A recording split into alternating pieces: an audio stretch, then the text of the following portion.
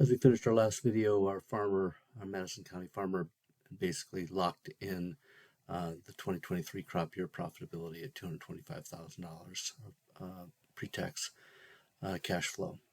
What I'd like to do in this video is explore a farmer that maybe took a different approach and didn't utilize some of those risk management tools earlier in the crop year, and instead of the crop insurance policy that was selected here, which is the 75% RP with the stack up to 90.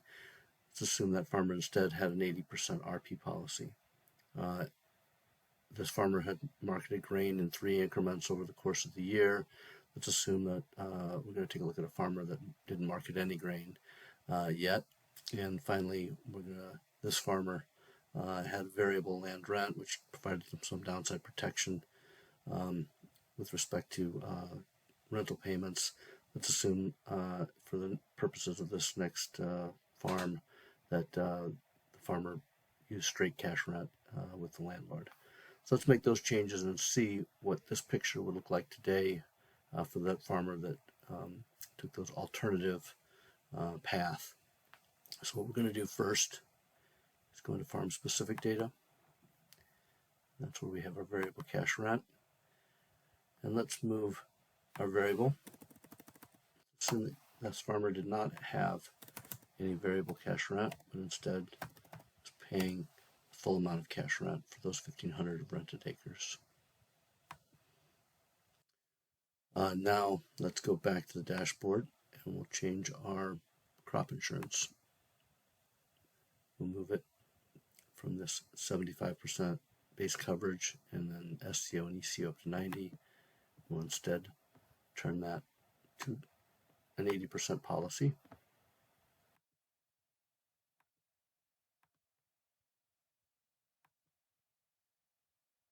Do that for corn, and we'll do the same thing for beans.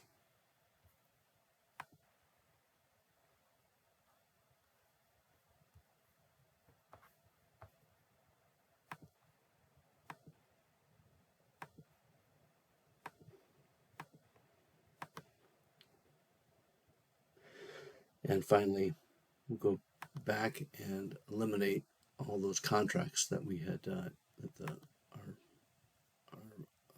original farmer had entered into. Delete our contracts.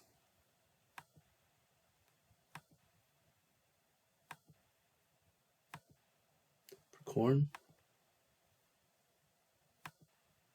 delete our contracts for soybeans.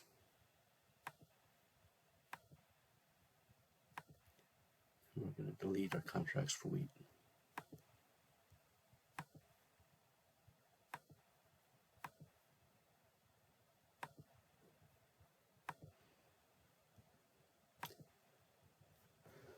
And now we're going to look to see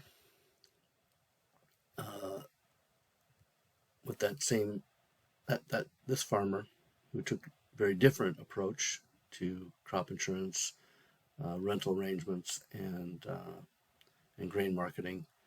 Let's look at what their position would be currently.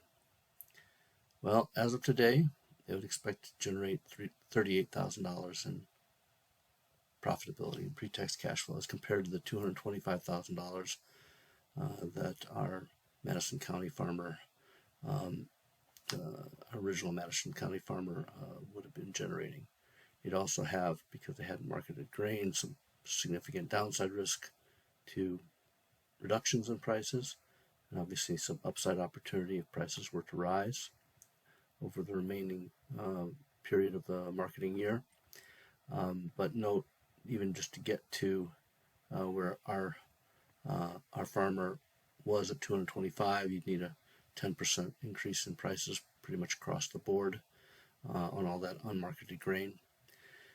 So the moral of the story here is at the beginning of the year, farmers can assess and manage their risk profile, by using a combination of crop insurance, grain sales, variable land rent, and title programs to manage their risk profile over time, and can thereby limit some of these potential significant swings in outcomes, and look to and hopefully will have a better outcome in a base case. That's the purpose of the IFBT tool, and I hope that if you've made it through the course of these tutorials, that you can see the value of visualizing risk, managing risk, and producing for your farm more predictable and hopefully overall better profit outcomes.